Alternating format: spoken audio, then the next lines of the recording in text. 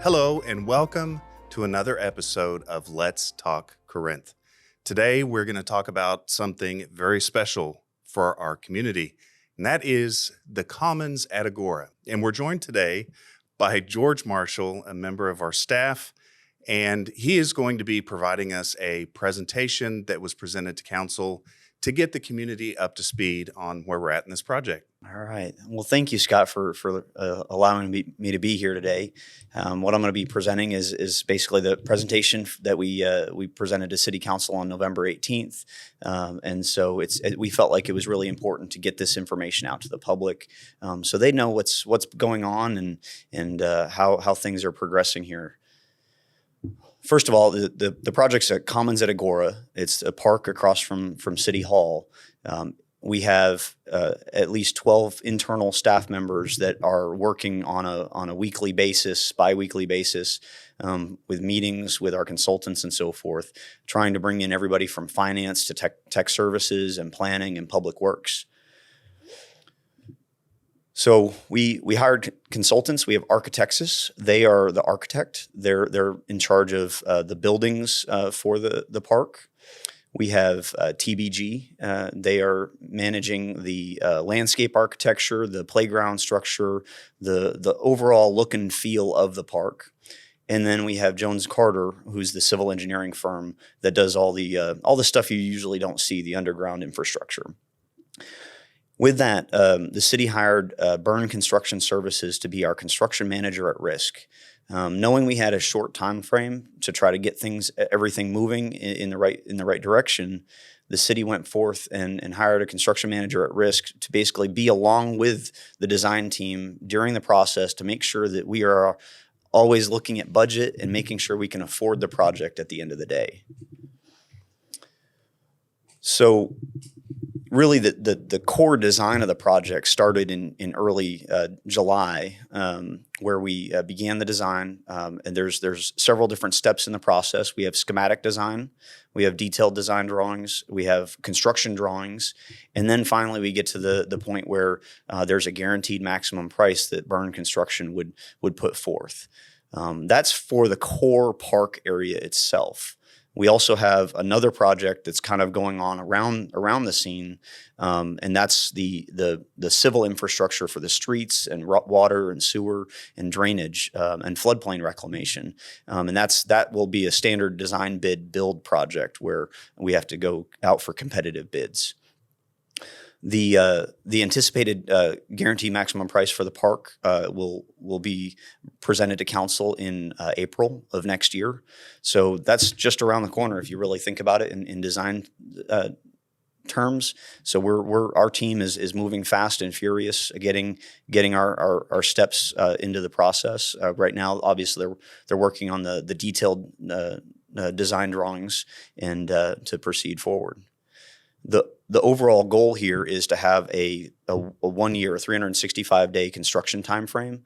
So we will be open with a grand opening for the park in June of 2023. I mentioned the bits and pieces for the park that are external. We have a major project is North Corinth Street realignment. That basically will carry from North Corinth Street north of Walton Drive and realign it so it no longer crosses the railroad tracks.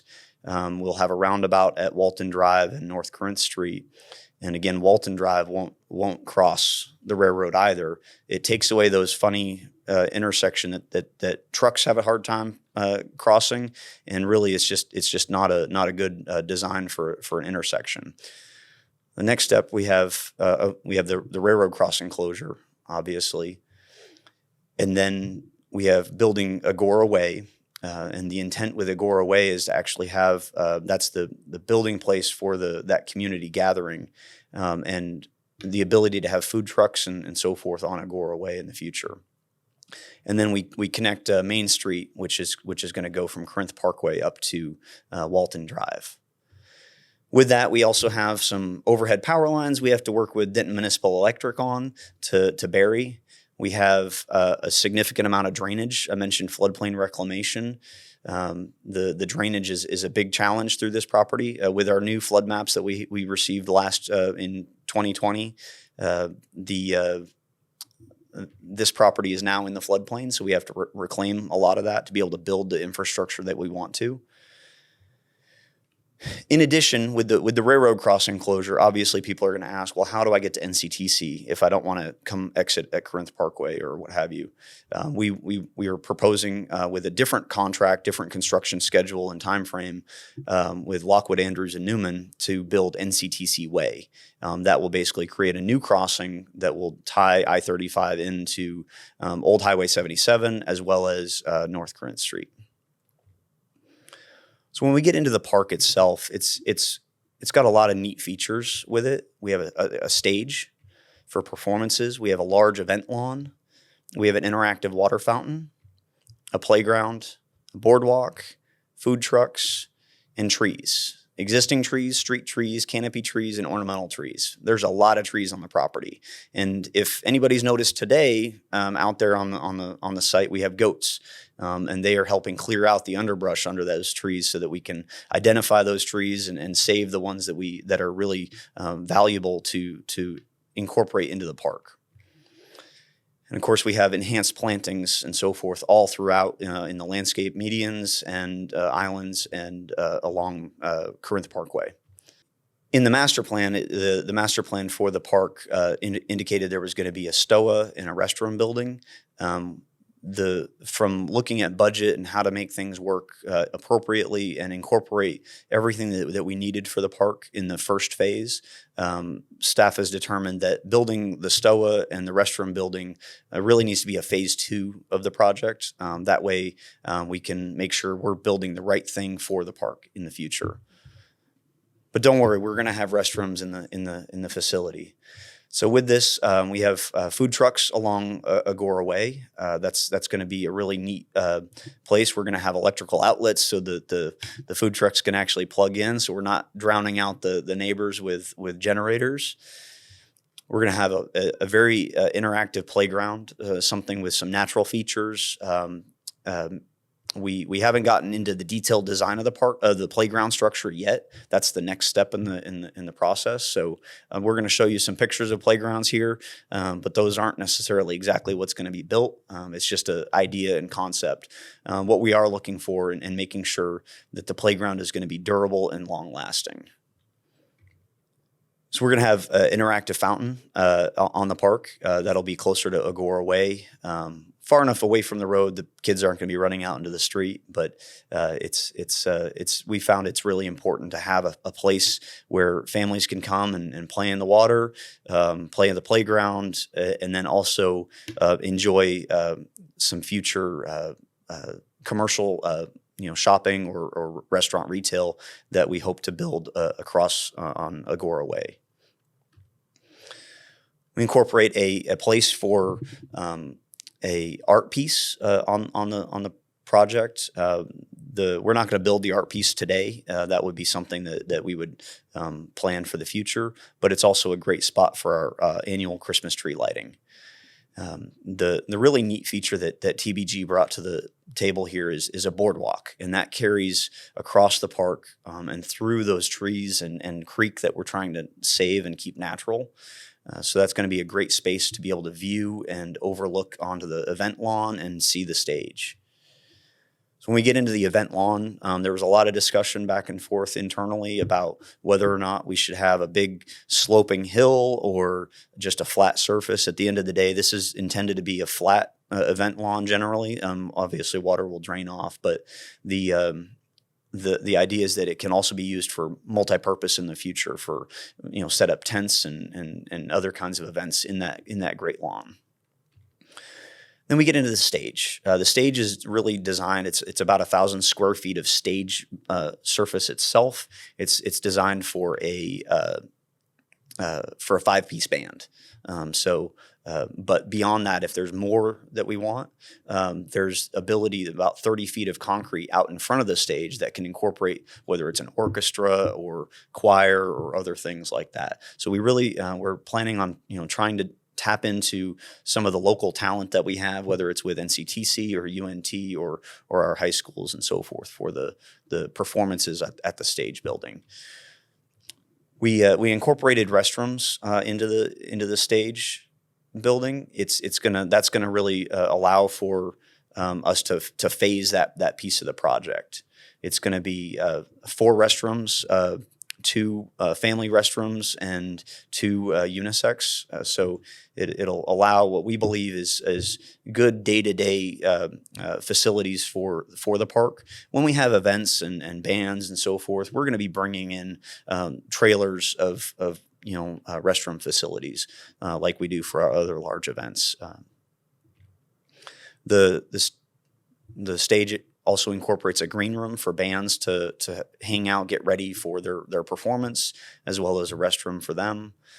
It's going to have lots of AV equipment. The entire park will be have AV system throughout, which will then be controlled here at the back of the stage. We're also going to have storage for maybe some tables and chairs, but the intent for the storage isn't to store for all of our large events. It's to store what we're going to need on the day-to-day, whether it's a movie in the park or what we might have on a weekly basis out there. And then we have this neat breezeway between the restroom area and the back of the stage. That's going to also provide additional area in the future for if we have larger performances and more performances, that it can be closed off and have space for those performers to get ready as well. It's more detailed design into the stage itself.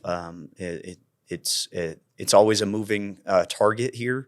I can tell you, even today, this exhibit isn't exactly what it's going to be. Our architects are always refining and making things better.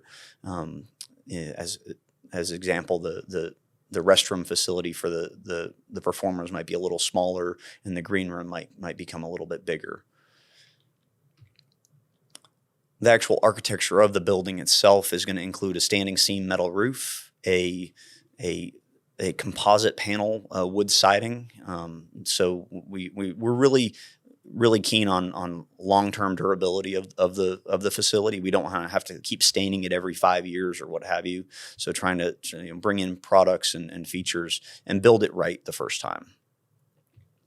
It's also going to incorporate limestone veneer, both rough and smooth, as well as I find this to be one of my things I love on the whole project is water harvesting. So we're going to capture the rainwater from the roof and collect it into water harvesting tanks and potentially use it for the flushing of the toilets, as well as irrigation for the overall park itself. We're also going to incorporate cast stone for the archways for the breezeways and so forth.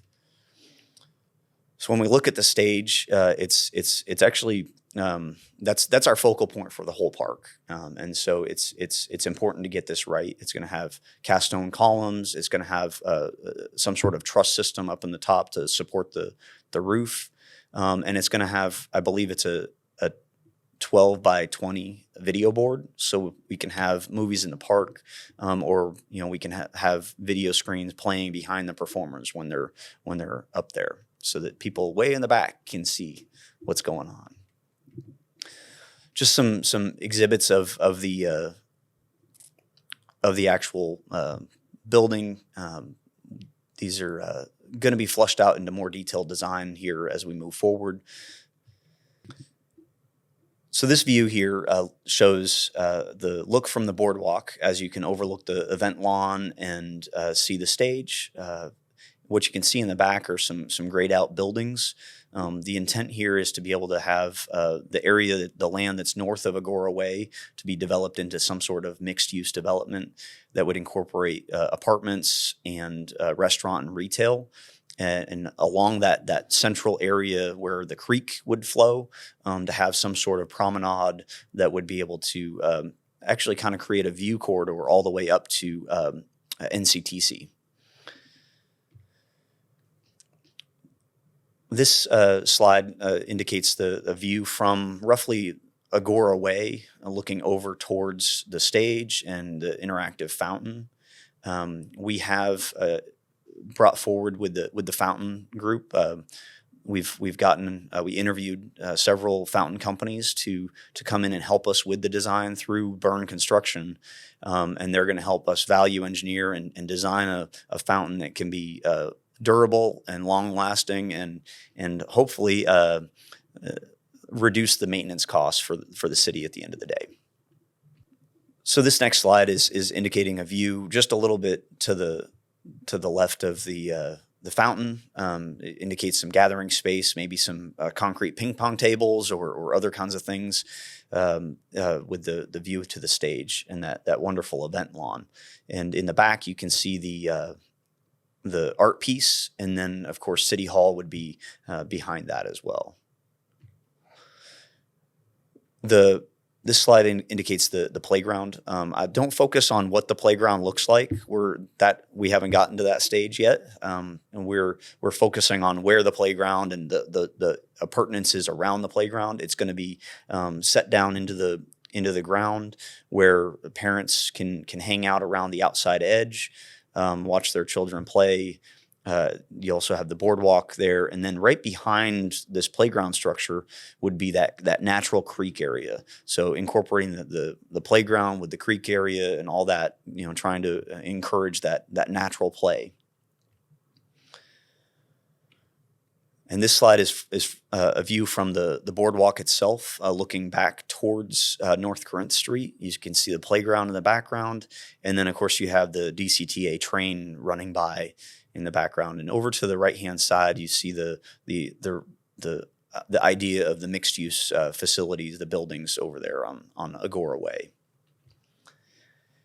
And of course, we have the view from the event lawn towards the playground. You have the natural, the creek area. We're trying to keep as much of that area as natural as we can. We're going to definitely need to come in and do some landscaping and harden some of the edges, but we're going to use some softscape to harden to create that feature there.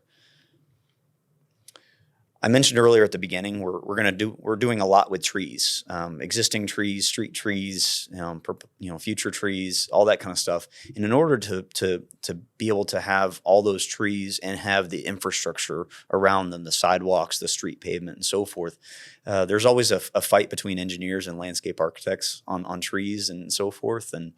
And what we're going to do is we're going to use a product called Sylvia Cell or something like it, which will help promote the root growth underneath the concrete, which will mean that the roots won't bow up and cause our sidewalks to fail in the long term.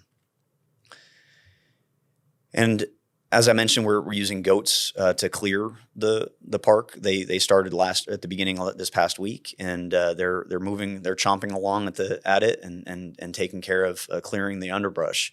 The next steps after the goats would be to have somebody come in with machete type work and kind of get in there and clean out some of the privet and other harder brush, so we can really identify the trees that we want to save.